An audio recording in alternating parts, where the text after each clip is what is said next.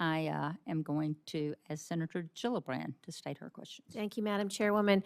Mr. Secretary, the Department of Defense is required to consult with the Department of Transportation prior to deploying counter-UAS systems. You and I have talked about this. I've partnered with Senator Cotton on the Counter Act to update DoD's counter-UAS authorities and ensure that all bases in particular are covered.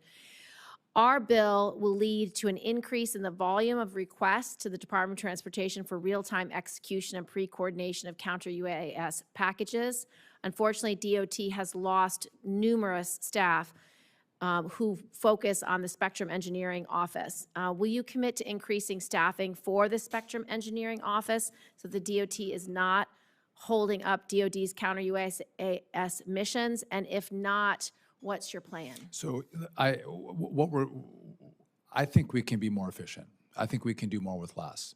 But we are mission driven. And so if I see staffing shortages that will prohibit us from meeting the mission, and too many people have taken a deferred retirement program, I'm going to no doubt hire more people in. Mm-hmm. So just so you understand the legislation, what Senator Cotton and I are trying to do is give authority to the Department of Defense for the four corners of any military site to be able to take them down immediately so that we can actually assess who they are, why are they hovering, because the incursions over Langley, you should brief yourself, you should get a classified briefing, highly concerning. Second, we then want to be able to track and trace that drone when they leave the base so that we know who's launching them, from what field, who owns the field, from what ship, who owns the ship.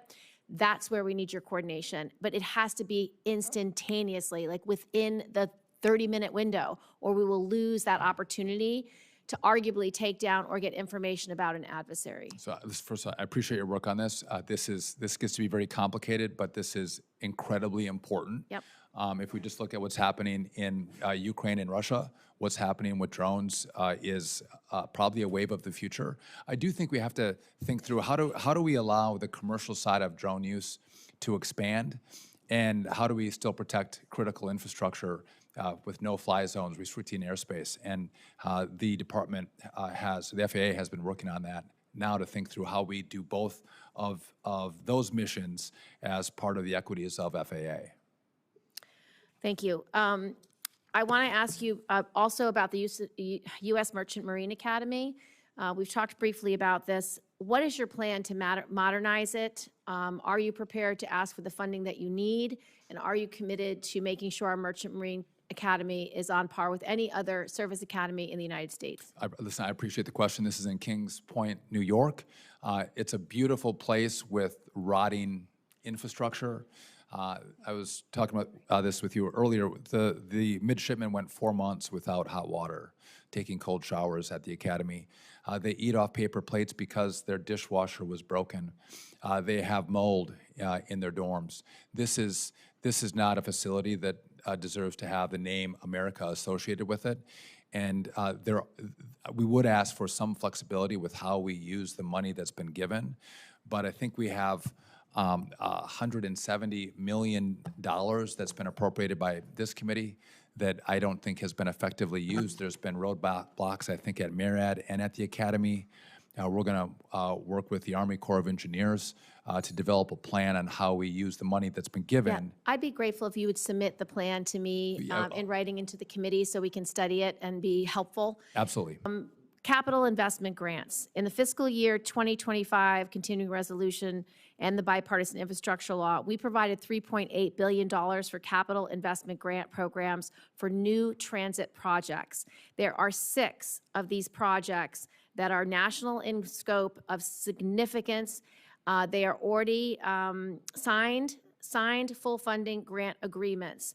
Do I have your commitment that you will move forward on these projects? Are these announced grants? Yes, or so these, Los Angeles, the West Side Subway Section 3, Illinois, the Red Line Extension, Minneapolis, the Southwest LRT, New York, the 2nd Avenue Subway Phase 2, New York, New Jersey, the Hudson Tunnel Gateway, and Washington State, Linwood Link Extension. So if you're asking me if I plan on canceling those grant agreements, I do Now not. we go to Senator Kennedy. Thank you, Madam Chair, Mr. Secretary. Welcome. It's good to be with you, Senator. Do you know what the the Center of Excellence for Liquefied Natural Gas is? Why, yes, I do. Where are you going to put it? I think it's going to go in your state, Senator. When you going to announce it? Very soon. I know our teams have been working together on that. I do, if you want to front run it here, we could, but I know that we were working on an announcement together, and our teams have been working. I want to front run the hell out of it. All right. Okay. When you got to the department and became secretary, did you fire a bunch of air traffic control? I did not, Senator. Did Mr. Musk do that? He did not. Where'd all this stuff come from? So there were about 350 probationary employees at the FAA that were let go, and we're trying to stream. By the way, there's 46,000 people that work at the FAA, so this was a minuscule percentage. But even air traffic controllers who were probationary employees were excluded. All safety positions were preserved at the FAA, including air traffic controllers. And so I think it's a narrative that some in media and in politics have tried to drive as if we're not focused on safety. But I have been crystal clear, and I think I've said this until my face is blue, though it's not today, but it could be because we did not actually fire any air traffic controllers, Senator.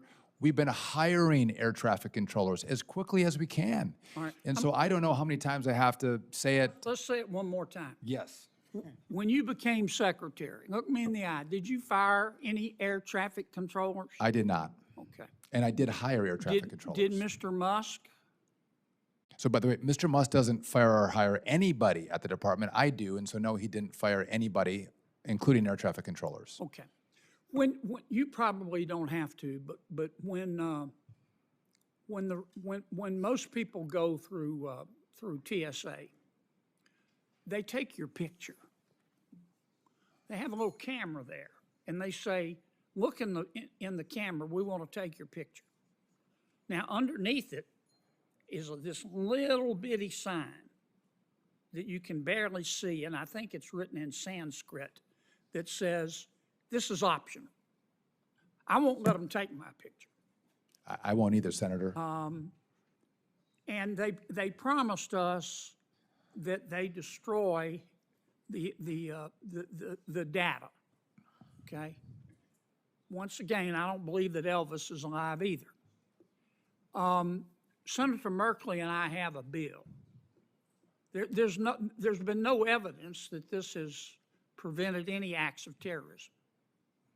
And I just don't know why the federal government has to collect this huge database of every American who flies picture. I thank you for that. I couldn't agree with you more. I actually try to turn my head away from the camera when I go through and they're taking pictures. There's no need. I think Americans have a right to privacy. And I don't think you need a digital scan of my face to allow me to have the right to fly on an airplane. I think it's absolutely wrong. And what does it do to security? I don't think it breeds any more security in our airspace, on our airplanes. And so thank you for doing that work. I couldn't agree with you more. Thank you, Madam Chair. Thank you, and we go to Senator Murray. Well, thank you very much, Chair Hyde. Secretary Duffy, let me turn to you. As you know, every day billions of dollars in commerce, countless lives depend on your agency to keep our roads, our rails, our skies, and ports running safely and smoothly.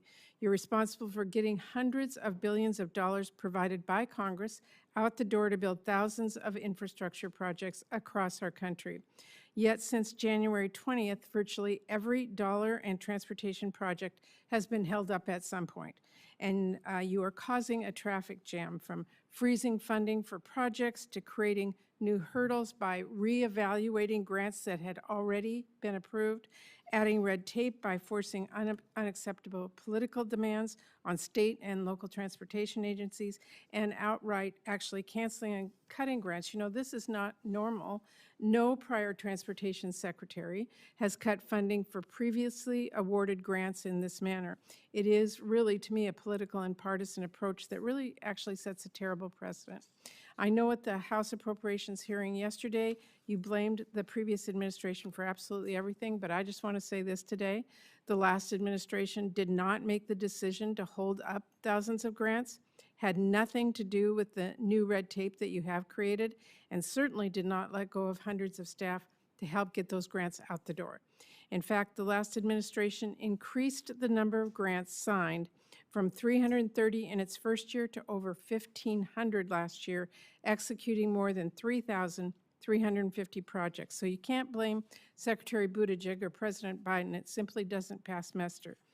All the while, we know you have pushed out nearly 5,000 Department of Transportation employees, firings, buyouts, and you have actually said you will fire thousands more. You know, we just don't need fewer people keeping trains on the track or making sure that the airbags work or rebuilding our roads and public transit systems. We actually need more of them. And in recent months, as we have heard already, we've seen unacceptable chaos at the Newark airport, the devastating crash at DCA, and a lot of other close calls. And while you talk about modernizing the air traffic control system, you have forced out more than 2,000 FAA employees who support those air traffic controllers, the technicians, the mechanics, the engineers, the IT specialists at the FAA, who were working on modernization, which I think is a huge mistake, and you just can't paper over it.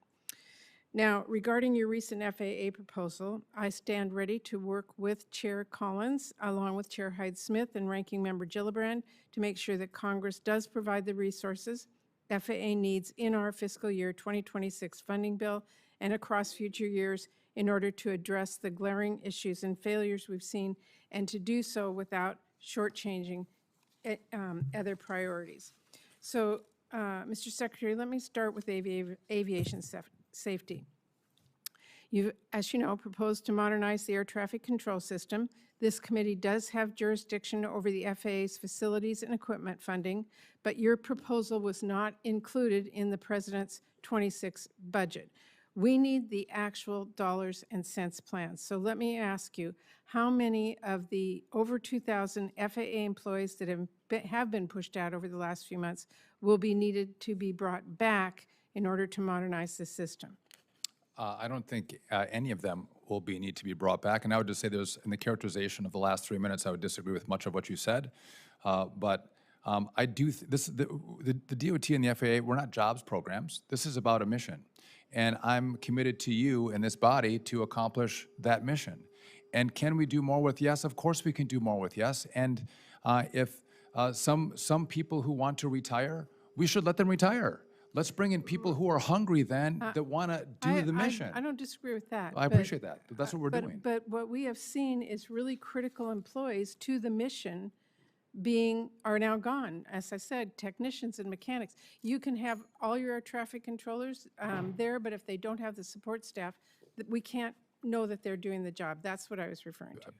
But I would say that we don't have a support staff issue with FAA. We don't have enough controllers for the skies that we have in America. And so that is the issue that I'm addressing. Okay, well, let me just say that since you became Secretary, air traffic controllers have twice received fork in the road emails encouraging them to resign, which you have sent, I know, sent mistakenly.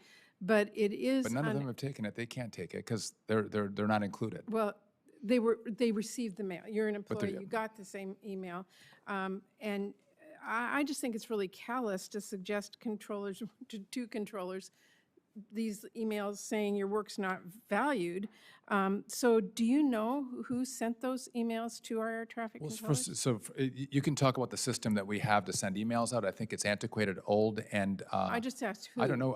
No, I don't know how they would have gotten those emails. You don't know who sent them. Nobody's been fired for sending those. That they would have had the wrong email for an air traffic controller versus someone else in the FAA. No, I'm not going to fire someone over that. But what I am going to do is, in lightning speed, we've developed a plan to fully rebuild the air traffic control system. And so the tech team that I have in place at the FAA, they've been doing a remarkable job because it happened very quickly, and oftentimes government doesn't work that fast. And they also saw the problem that all of you have seen, and we have been working really quickly to develop a plan and present a plan. You mentioned money. I do think This is, the money that we're going to need for this new air traffic control system is not in this budget. Because I don't think we can wait until October 1st to get the resources to begin the recognize that, process. and I am concerned as Vice Chair, working with Senator Collins, how we're going to provide that funding. This is a question we're going to have to pursue. I do want to say, you and I have talked about the importance of the FAA's oversight of Boeing, and I know you visited there in March. I'm going to be tracking carefully to make sure that the more than 50 new staff needed to support Boeing oversight are hired, and if you backfilled any employees. And Madam Chair, I know my time is limited, but I did just want to mention budget cuts, because the skinny budget that you sent to us proposes about a $3 billion increase to specific DOT programs, but overall your top line only increases $1.5 billion. So you spell out about $300 million in cuts directly. You leave $1 billion in cuts that this budget implies and are not there. So we need the details of that in order for us to do that. Do you know when we will get that? I don't have an exact date for the exact budget, but I look forward to getting it to you as quickly as possible. Obviously, we work with the OMB on You do the whole realize the budget. discrepancy in the numbers, and we need to see Yeah, where but, that is. but they'll all match up when we give you the complete budget. details. Yes. And do you know when that will be to us? I don't have a date from OMB yet when that's going to be completed. Okay, thank you. Senator Moran. I know Department, I-5. thank you very much. Mr. Secretary, thank you for your presence here. More importantly, thank you for your presence in the air safety world that you are now operating in. First of all, prior to the Army Aviation Brigade resuming helicopter operations at the National Capital Region in late April, did the Army or Department of Defense coordinate with you or the FAA? Did you then review and approve their re-entry into the field of operations? So what we did after, I think it was 36 hours after the. You said no. They came back. Did they consult with you? When they came back, what I was talking about, are we talking about the off of runway 33, the restricted airspace? Yes. They still can't fly through that airspace. We have no fixed wing helo cross traffic. And other airspace at Reagan? There's still no cross traffic, but what you have seen is some helos at the Pentagon taking off, sometimes carrying VIPs and sometimes doing training missions, and that has been a concern. And nothing has changed in your order to prevent them, to allow them to return, true? Well, I hadn't prohibited them. They did it on their own. They do, yes. But the problem is they could change their mind. And I want to know whether there's consultation between the Army and the Transportation Department, you or so- the FAA. So Secretary Hegseth paused any helo traffic out of the Pentagon, which I commend him for that. But we are going to continue that pause at the FAA at our discretion, and our teams are working together. I'm very concerned about the amount of traffic that's coming out of the Pentagon. And I do think if there's training missions, those training missions can be done at certain times of the day when we have less traffic into DCA, number one. And if there's VIP travel, I would like to know who are the VIPs. Who is traveling on these helos? Who classifies? I don't think any of you here get helicopter travel anywhere, and I would consider you all VIPs. Who's traveling, It's Senator? one of the questions I intend to ask in Thank you. appropriation hearings as we have Defense Appropriation Subcommittee hearings. I would like to know the answer to that question. If you'd as share well. that with me too, I'd appreciate it. And I've introduced legislation that I think is of value. In 2000, FY19, I said that wrong, in FY19, NDAA allowed prevention of DOT to require installation of ADSB equipment on those Army helicopters. It didn't stipulate in or out, but it allowed legislation that was passed by Congress allowed the Army to operate without ADSB.